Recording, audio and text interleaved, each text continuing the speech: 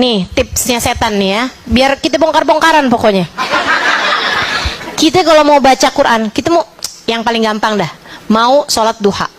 Pagi-pagi nih, waktunya ada, semuanya ada. Suami udah berangkat pergi kerja, anak udah pada sekolah nih, waktunya duha nih. Kita mau sholat nih, setan bilang kayak gini nih, tar aja. Udah nggak usah duha dah, nggak usah duha. Pertama dia bakalan bilang nggak usah duha, nggak usah, gitu kan. Mendingan angkat telepon aja, mendingan ini aja, mendingan itu aja. Masak dulu, masak penting, masak penting, gitu kan. Pokoknya dia sibukkan kita sampai kita ninggalin gitu. Betul? Sering? Apapun aja yang mau kita kerjain dari kebaikan, langkah setan pertama tuh ngalangin kita dari kebaikan tersebut. Dah nih kan, kita lawan saya harus duha. A'udzubillahi minasyaitonirrajim.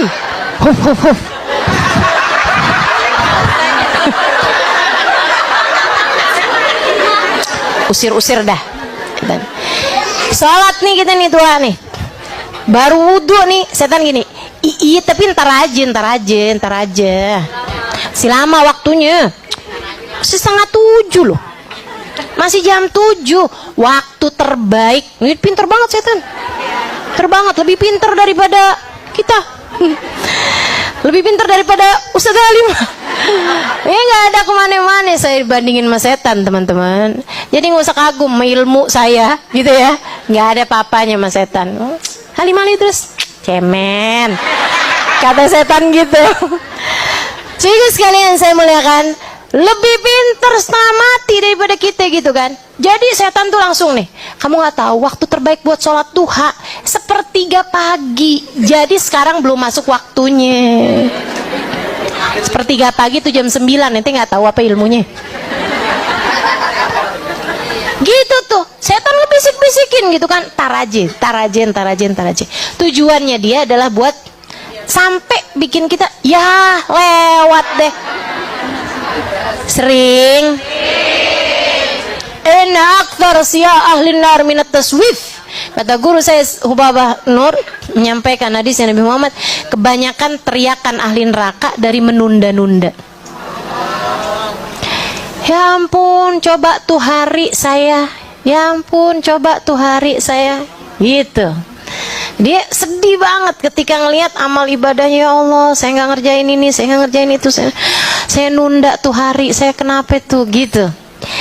Oke, jadi kalau setan bilangin tar aja, kita bilang kagak ada ceritanya, sekarang.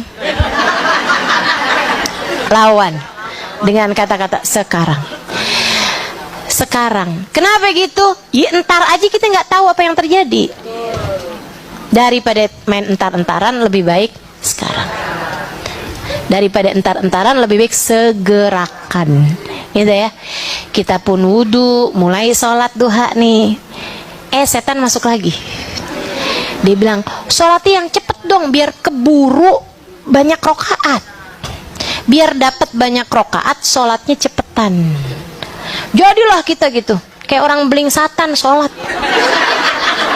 Bismillahirrahmanirrahim. Alhamdulillahirabbil alamin maliki yaumiddin. Iyyaka na'budu wa iyyaka nasta'in. Ihdinas siratal mustaqim siratal ladzina an'amta 'alaihim ghairil maghdubi 'alaihim waladdallin. Amin. Kata malaikat Raqib, malaikat Atid, dia baca apaan sih? Kayak Fatihah tapi kayak bukan ya. Buru-buru bener, Masya Allah. Ada yang begitu? Gitu tuh, kerjaan tuh. Kita baca Quran disuruh cepet-cepetan sama dia. Kita baca apa aja, sholawat masuk cepet-cepetan. Ntar nih tanggal 10 nih, tanggal 1 nih besok nih, bagus kita buat baca ayat kursi 360 kali.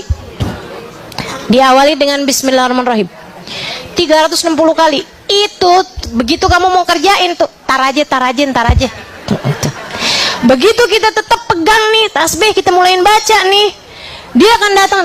Bismillahirrahmanirrahim. Cepet banget gitu. Dengan pikiran buruan, biar keburu 360, biar cepat selesai 360. Masih banyak kerjaan kita. Gitu tuh ulahnya setan. Ulahnya setan tuh. Pokoknya kamu inget-inget aja tuh kayak gitu. Teman-teman saya sekalian, nanti tuh kalau kita bilang nggak mau tan, saya mah lebih baik 2 rakaat tapi istiqomah, khusyuk gitu, enak gitu kan, daripada banyak rakaat tapi saya nggak bener. Dah, saya mau meruku bener, i'tidal bener, Fatihah bener, enak dah. Saya mendingan ibadah dikit-dikit tapi enak gitu. Udah. Nanti tuh setan masuk lagi dari jalur riya. Masih belum kelar nih. Udah gitu bagus bener-bener nih, dia mau jalur riya gitu kan. Begitu ada yang suami manggil atau apa gitu, telepon bunyi gitu kan, habis selesai gitu kan, ntar nih lagi sholat, tujuannya biar iya seneng aja kalau orang lain tahu gitu. Giliran kita udah bilang ya Allah astagfirullah, ini sholat juga belum tentu diterima sama Allah. Habisnya udah nih berhasil nih, kita nih nggak ada ceritanya buru-buru, semuanya enak, khusyuk apa semua, masih itu. Habis kelar nih, udah selesai nih, setan masih juga menyuruh kita buat sum'ah. Udah selesai ibadah, udah selesai, orang nggak ada yang tahu juga, orang nggak ada yang tahu juga. Tapi itu kita kayak ada rasa kepengen orang lain denger gitu, teman-teman saya sekalian. Akhirnya suami nanya atau temen nanya gitu, kamu kalau pagi ngapain sih? Ya duha lah.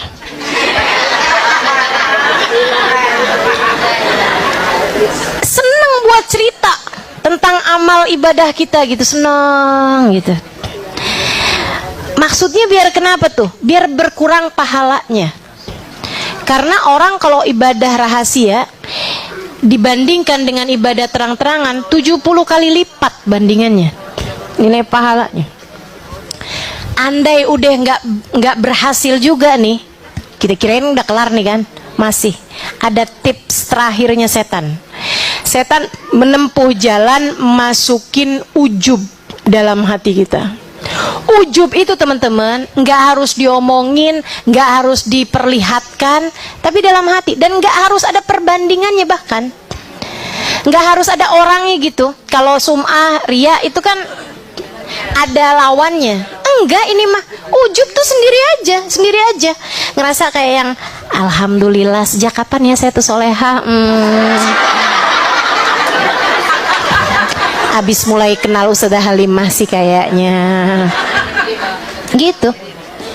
Ngerasa diri tuh kayak, kalau apalagi kalau ngelihat orang yang auratnya terbuka gitu kan, kesian tuh ya, kesian. Ya udah deh, kita doain aja ya, mudah-mudahan dia juga dapat hidayah kayak kita. Kayak yakin bahwa diri sendiri tuh udah dapat hidayah gitu.